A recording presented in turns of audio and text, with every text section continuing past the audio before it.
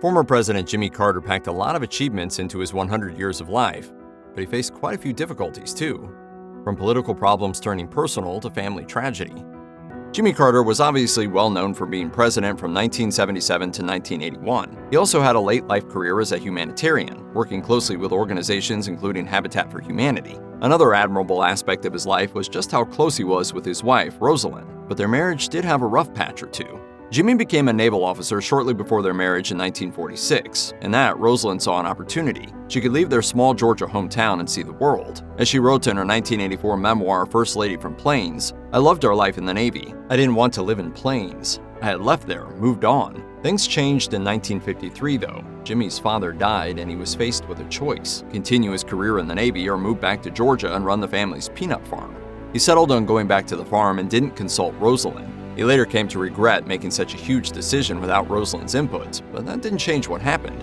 Rosalynn wrote, "I argued, I cried, I even screamed at him. I thought the best part of my life had ended." During their trip back to Georgia, Rosalynn didn't talk to her husband at all, only responding to him through their son. In the decades following that tension, their relationship blossomed, becoming what Jimmy told the Associated Press was a full partnership that they could be proud of. Jimmy Carter was 13 years older than his brother Billy. In the former president's memoir, Keeping Faith, he wrote that he and Billy hardly knew each other until Jimmy had returned from his stint in the Navy. Nevertheless, the two seemed close as adults, and as Jimmy began his presidential campaign, Billy found himself not only in the spotlight, but thriving in it. I don't tell the president how to run the country. He doesn't tell me how to run my life. After becoming president, Jimmy was concerned by the media attention, writing in his diary in 1977, "I'm afraid that he might take something that's very attractive, but then in a year or so it would be gone and he won't have any stability in his life."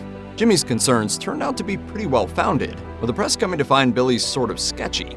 In particular, after a diplomatic trip to Libya, Billy made comments to the press that were perceived as anti-Semitic. The public turned on him in an instant, viewing his behavior as peculiar rather than charming, or painting his activities as actively harmful. Jimmy was suddenly inundated with questions, and the family worried when Billy acknowledged his alcoholism. While Jimmy remained proud of his brother for seeking treatment, he also wrote that the whole thing was hard. Billy died in 1988, well before his older brother. There are lots of factors one could point to for Jimmy Carter's 1980 election loss to Ronald Reagan, but one near the top of the list would have to be the Iran hostage crisis. In November 1979, the American embassy in Tehran was seized by students in the wake of the revolution that overthrew the Shah. More than 50 Americans were held hostage for over a year. Carter's administration tried to defuse the situation, but the entire incident, particularly military failures like the failed and expensive rescue mission Operation Eagle Claw, made the president and his advisors look ineffective. 8 Americans were killed when 2 U.S. aircraft collided as the American volunteers were being pulled out of a remote area. In his memoir, Carter explained that the crisis was the cause of some of the most difficult times in his entire life. He wrote in his diary, "These last few days have been among the worst I've ever spent in the White House."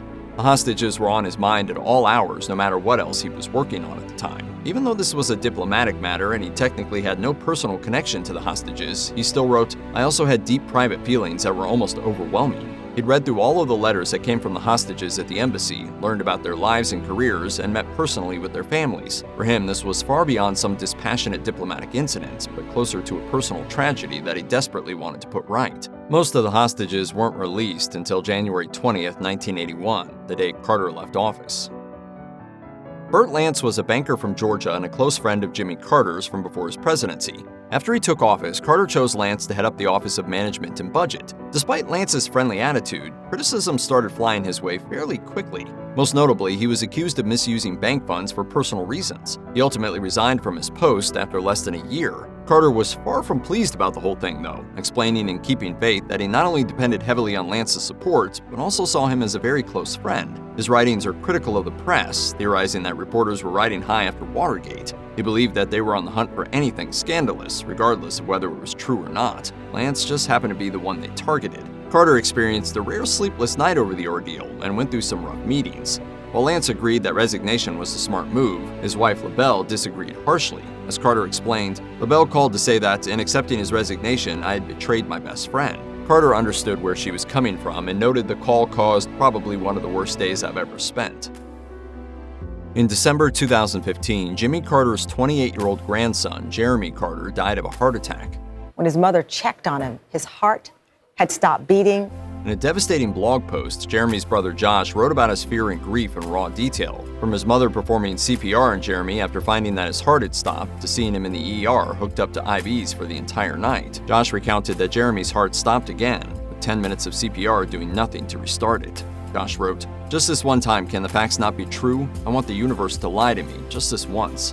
The cause of the heart attack has been kept private, though Josh mentioned that his brother had gone through medical tests in recent months. Jeremy had been prescribed vitamins to help him eat and stop his legs from aching, but there was no mention of a problem with his heart. Jimmy announced the tragedy in a Sunday school lecture. NBC News reported that Jimmy said Jeremy was a very special child and recounted a conversation that had years earlier on a ski trip. He said Jeremy asked, "Papa, are you going to die someday? When you die, can we still come to this place?" In late May 2023, the Carter Center released a statement from the family saying that Rosalynn Carter had been diagnosed with dementia. It read, in part, "She continues to live happily at home with her husband, enjoying spring and plains and visits with loved ones." In August of that year, Rosalynn and Jimmy Carter's grandson Josh Carter gave an interview to People magazine saying that both of them were enjoying their time together and with their family. Both of them were, for the most part, still very much themselves. And even if Rosalynn was having a hard time with her memory, Josh noted that it must have been hard for Jimmy to be by the side of his life's love while she lost her memory. But he also added, "They are still holding hands. It's just amazing." On November 17, 2023, the Carter Center released another statement that the former First Lady had entered hospice care. 2 days later, on November 19th, they announced Rosalynn Carter had died at the age of 96, surrounded by her family. Chip Carter later spoke to the press about how hard it had been for his father, recounting that the night before, Jimmy had sat at Rosalynn's side, telling her how much he loved her and holding her hand, before asking to have time alone with her. Chip said, "I'm sure he was praying." The next morning, after Rosalynn's death, Jimmy asked once again that he be left alone with his wife. The two of them were a devoted couple, and excerpts from their letters provide a picture of a deeply affectionate partnership. Their daughter Amy read one at her funeral. "But when I see you, I fall in love with you all over again. Does that seem strange to you?" Nothing paints the tragedy more clearly than Jimmy's own words, which were included in the Carter Center statement. He said, "Rosalynn was my equal partner in everything I ever accomplished. She gave me wise guidance and encouragement when I needed it. As long as Rosalynn was in the world, I always knew somebody loved and supported me." Jimmy Carter's health has repeatedly been in the news over the past decade or so. In 2015, it was reported that he was receiving treatment for both liver cancer and melanoma. Yet the former president bounced back from that, announcing he was cancer-free after just a few months. In the following years, he had a few hospital stays for various reasons, including falls and surgeries. On February 18, 2023, the Carter Center released a statement saying that Jimmy had elected to enter hospice care. "We do lift the Carter family, Lord, to you." His son, Chip Carter, later told the press that the decision filled his father with doubts that he'd never expected. Most notably, he was concerned what would happen if he died before his wife, Rosalynn. Chip explained, "Dad told me several times over the last 9 months that he'd always thought he would outlive Mom and protect her until she passed, but that now he wasn't sure that was going to happen, and that upset him." In the end, the former president lived considerably longer than most expected.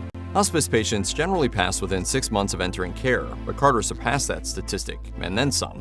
Jimmy Carter will be fondly recalled as having one of the greatest post-presidency lives ever, and his Habitat for Humanity legacy will carry on.